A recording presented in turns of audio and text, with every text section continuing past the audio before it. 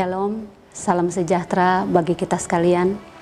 Perenungan firman Tuhan dengan judul Hari Sabat. Mari kita berdoa. Tuhan, saat ini kami berada di sekitar firman-Mu. Berfirmanlah dan tolong singkirkan kuasa kegelapan yang ingin mengambil firman itu dari kami. Dalam nama Yesus, amin. Saudaraku, betapa indahnya dunia yang dijadikan Tuhan, dan itu adalah pemberian terbesar kepada pasangan yang baru dijadikan Tuhan. Tentunya itu di Taman Eden, pasangan yang pertama Adam dan Hawa. Dan itu merupakan sebuah hubungan yang sangat atau bersifat pribadi dan khusus dengan Allah. Kemudian Ia memberikan kepada mereka hari Sabat, yaitu hari dengan berkat khusus, persekutuan dan perhubungan dengan pencipta mereka. Sabat menurut Alkitab. Saudaraku, Sabat adalah merupakan pusat perbaktian kita kepada Allah dan juga peringatan atas penciptaan yang menyebabkan mengapa Allah harus disembah. Saudaraku, Ia adalah pencipta dan kita tentunya adalah ciptaannya. Oleh sebab itu, Sabat adalah dasar utama atau fondasi perbaktian kita kepada Tuhan. Karena di dalamnya diajarkan pengajaran agung yang sangat indah dan mengesankan, dan tidak ada lembaga yang setara dengan itu. Sebabnya Allah melembagakan Sabat ini, supaya tentunya kebenaran ini tetap dipegang oleh umat manusia. Sekarang timbul pertanyaan, bagaimana cara kita memelihara hari Sabat? Nah, Yesaya 58 ayat yang ke-13 dan 14 menuliskannya. Jangan menginjak-injak hukum hari Sabat. Saudaraku, apabila panggilan Allah untuk tidak menginjak Sabat, maka kita tentunya bertanya, bagaimana cara yang dikehendaki Allah untuk kita lakukan dalam memelihara hari Sabat? Dalam hal apa juga tingkah laku kita pada hari Sabat harus berbeda dengan tingkah laku kita pada hari yang berbeda di dalam minggu itu. Di sini ada dicatat beberapa hal. Yang pertama, menguduskannya. Dituliskan menguduskan hari Sabat. Nah, menguduskan hari Sabat artinya kita memperlakukan dengan rasa hormat dan suci akan hari Sabat ini. Itu dicatat di dalam Yesaya 20 ayat 12 dan 20. Kemudian yang kedua, mengingat.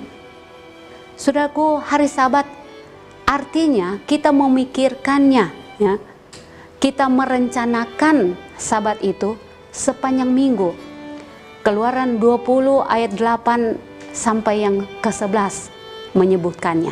Ingatlah dan kuduskan akan hari Sabat. Ya. Di bagian yang ketiga, kita menyucikan hari Sabat itu. Artinya kita memelihara itu hanya untuk Allah. Dan dalam Amsal pasal yang ke-8 ayat yang ke-5, di sana menyebutkan kita harus menghindari sikap-sikap yang tidak wajar yang bisa kita lakukan untuk tidak menghormati Tuhan. Di bagian yang keempat, Allah bercita-cita mengenai hari Sabat.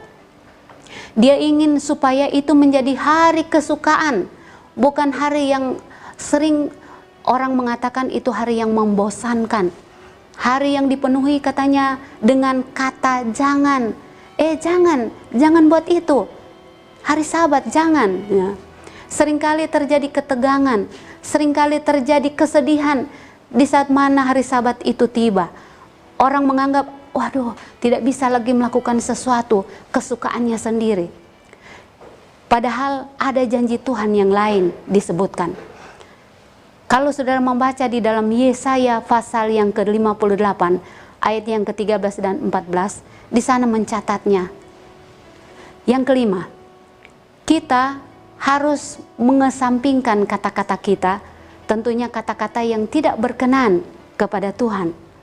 Kita kesampingkan pekerjaan kita sehari-hari, lalu kesenangan kita, dan tentunya semua beban kita yang kita alami sepanjang minggu pekerjaan kita. Lalu yang keenam, kita persiapkan tentunya makanan kita, kita persiapkan rumah kita, lalu diri kita, keluarga kita pada hari yang keenam, untuk ketika masuk selesai hari persiapan, kita masuk di hari Sabat, semuanya sudah beres, semuanya sudah selesai untuk menyambut Sabat, hari yang penuh dengan kesukaan.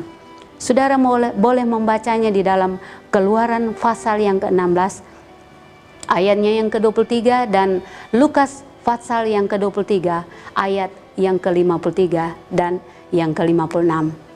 Kemudian, tidak menjual atau membeli apapun pada hari Sabat. Tentunya masalah perdagangan, masalah bisnis kita tidak boleh bicarakan di hari Sabat itu. Nehemia pasal yang ke-10 ayat 31 dan pasal yang ke-13 ayat 15 dan 22 mencatatnya. Saudara boleh membukanya dan membacanya. Hari Sabat juga diukur. Mulai kapan kira-kira? Bila ada orang bertanya, kapan dimulainya hari Sabat? Ya. Di sana dicatat di dalam Imamat 23 ayat 32 dan Nehemia 13 ayat yang ke-9. Itu diukur dari matahari terbenam di hari Jumat sampai matahari terbenam di hari Sabtu atau hari Sabat. Di sana dicatat dengan kata senja, artinya matahari terbenam. Ulangan 16 ayat 6 juga mencatatnya, dan Markus 1 ayat 32. Kita membuka dan menutup hari Sabat tentunya dengan pujian dan doa kita kepada Tuhan. Kemudian hari Sabat adalah hari yang suci untuk kita berkumpul. Seperti umpamanya kita mengadakan ibadah, kita pergi ke gereja, Imamat 23 ayatnya yang ketiga. Dan kita berhimpun tentunya untuk berbakti dengan hati yang penuh dengan sukacita. Lukas 4 ayat 16 dan Kisah 16 ayat yang ke-13 mencatatnya. Apakah, ini timbul pertanyaan, apakah kita boleh berbuat baik pada hari Sabat? Matius 12 ayat 12. Ya, kita boleh berbuat baik pada hari Sabat, membantu orang lain, mengunjungi yang sakit, memberikan penghiburan dan kekuatan kepada orang yang membutuhkannya. Kita membawa sinar terang dan membawa kesembuhan dan penghiburan kepada orang-orang yang tentunya sakit dan menderita. Dan yang terakhir mungkin yang saya sudah catat saat ini, kita menerima sakramen Sabat paling dalam dari Kristus. Dikatakan jiwamu akan mendapat ketenangan. Ini dicatat dalam Matius 11 ayat yang ke-28 sampai yang ke-30, dan Ibrani pasal yang ke-4 ayat yang ke-9 dan yang ke-10. Nah, inilah merupakan rahasia paling besar dan terdalam di dalam cara kita memelihara hari Sabat Tuhan yang kudus. Sebagai kesimpulan, Mazmur 119 ayat yang ke-18 dikatakan, singkapkanlah mataku supaya aku memandang keajaiban-keajaiban Taurat-Mu. Saudaraku, hanya apabila mata kita disingkapkan oleh Roh Allah, maka kita akan melihat nilai-nilai dan keindahan Sabat tentunya dengan sewajarnya. Kiranya Tuhan memberkati kita dan memberikan kepada kita kekuatan untuk bagaimana memelihara, menguduskan hari Sabat itu. Mari kita berdoa. Tuhan di surga, terima kasih.